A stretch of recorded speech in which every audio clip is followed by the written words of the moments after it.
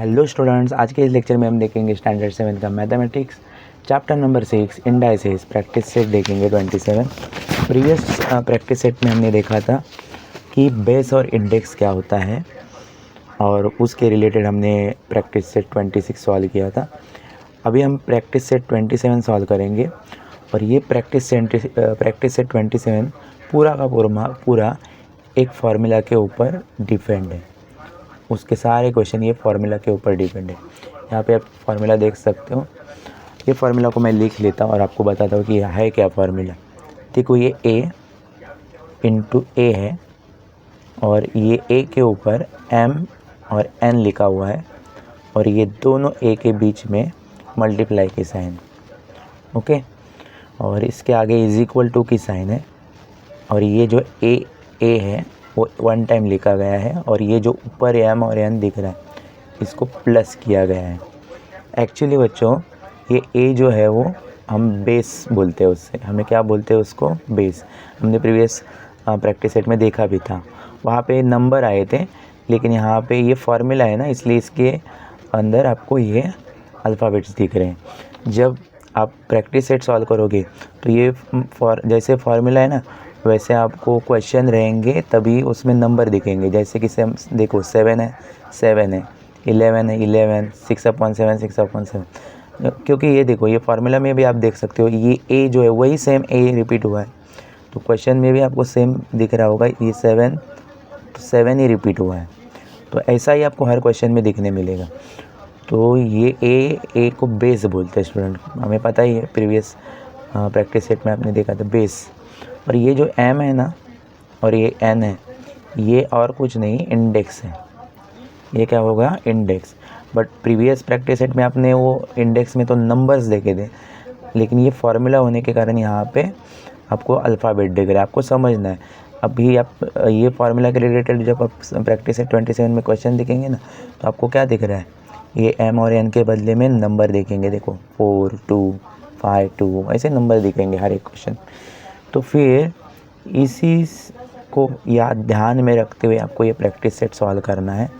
और फिर क्या हुआ है, ये जब आंसर सॉल्व करना होगा तो ये फार्मूला का सॉल्यूशन कैसे हुआ है, देखो इज इक्वल टू की साइन लगाइए और ये जो बेस है ना a वो a 1 टाइम लिखा गया है और ये जो इंडेक्स है ना m n उसको प्लस किया गया है।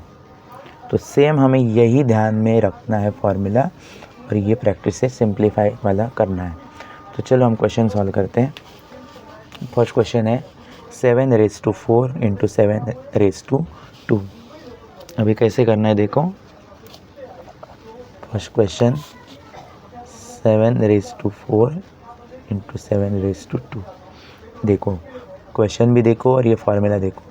फार्मूला में a था, सेम a की जगह पे यहाँ पे कौन सा नंबर आया है क्वेश्चन में, 7। देखो ये फार्मूला में अल्फ़ाबेट्स आपको दिख रहे हैं, लेकिन आपको प्रैक्टिस सेट में नंबर दिखेंगे, अल्फ़ाबेट भी दिख सकते हैं। तो समझो कि ये रिपीट होगा, बेस सेम ही रहेगा।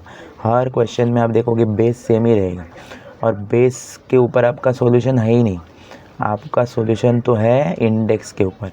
आपको इंडेक्स को प्लस करना है, बेस को तो आप सेम बेस होगा इसलिए 1 टाइम लिखोगे। आपका सारा फोकस होना चाहिए इंडेक्स को प्लस करने के ऊपर।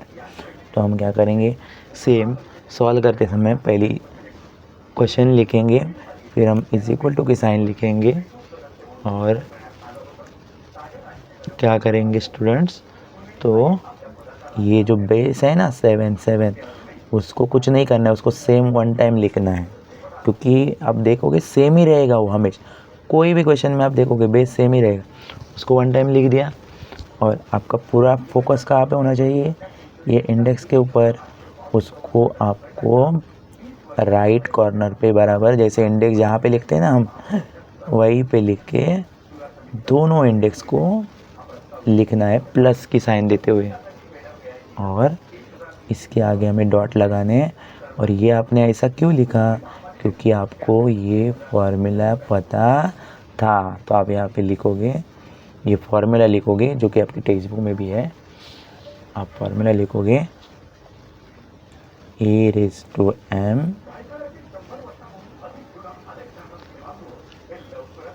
Into a raise to n is equal to क्या होता है, बेस को 1 टाइम लिखा जाता है और ये जो इंडेक्स है ना उसको प्लस किया जाता है। ये आपको लिखना, इसके आगे हर एक क्वेश्चन में आपको ये फार्मूला शो करना होगा। फिर हम क्या करेंगे, बेस को लिखेंगे एज इट इज़ और ये जो इंडेक्स है उसको क्या करेंगे, बीच में क्या साइन है प्लस, तो प्लस करेंगे। हो गया ये आपका आंसर, कितना ईजी है। और सॉल्व करते समय इज इक्वल टू की साइन इज इक्वल टू के नीचे लिख दो, हो गया।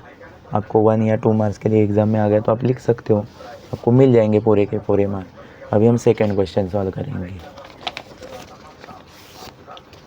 देख, सेकेंड क्वेश्चन है -11 raise to 5 into -11 raise to 2।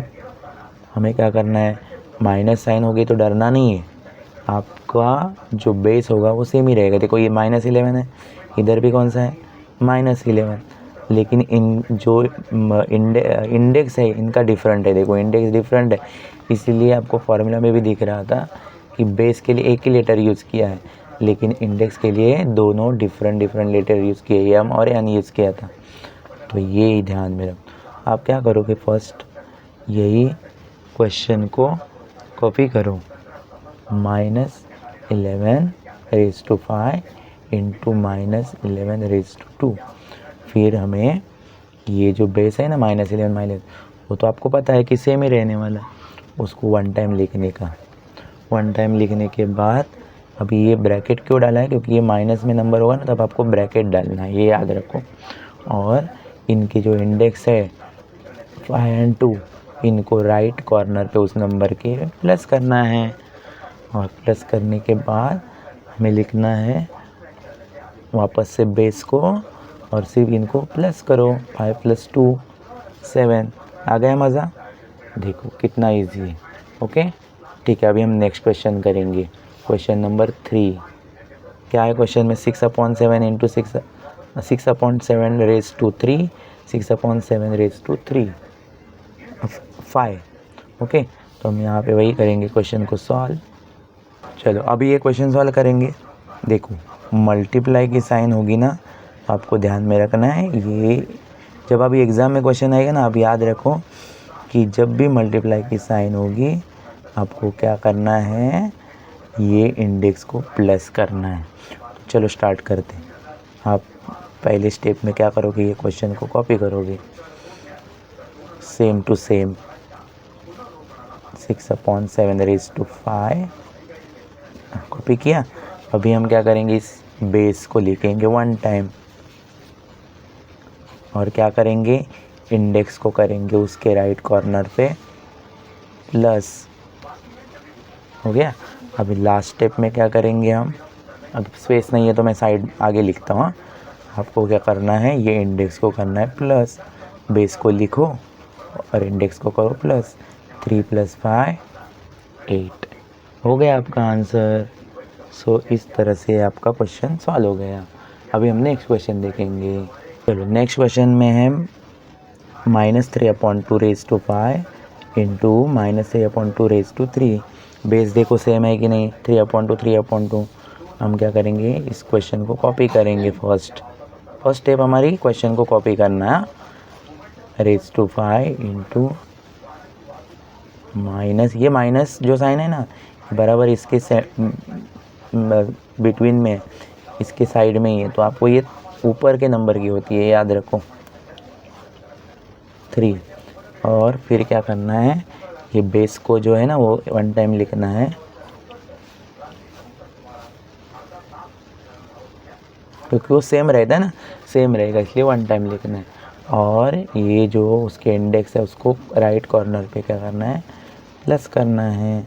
और फिर हम करेंगे इनका प्लस करके क्या नंबर आएगा वो लिखेंगे।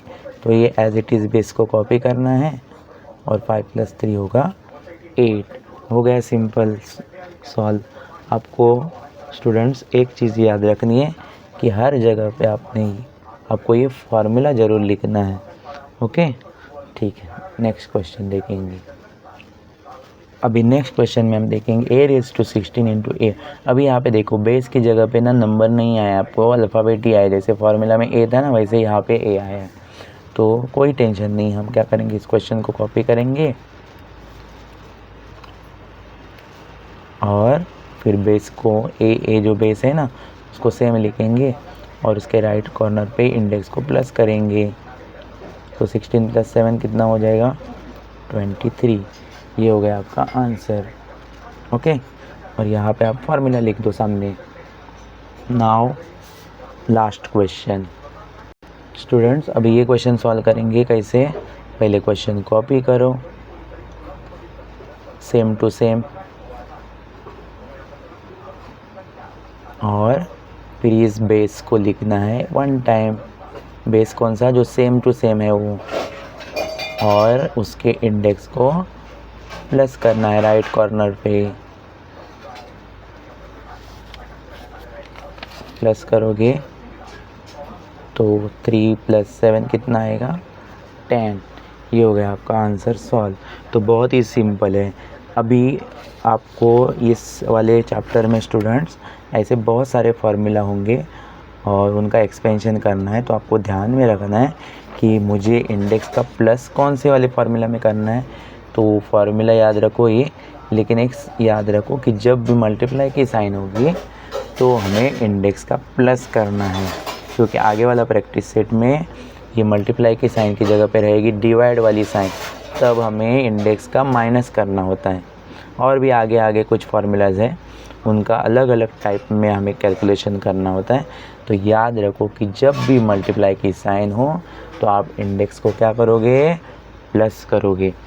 क्वेश्चन आपको एग्ज़ाम में पहचानने आना चाहिए कि मैं प्लस कब करूँ, माइनस कब करूँ, मल्टीप्लाई कब करूँ।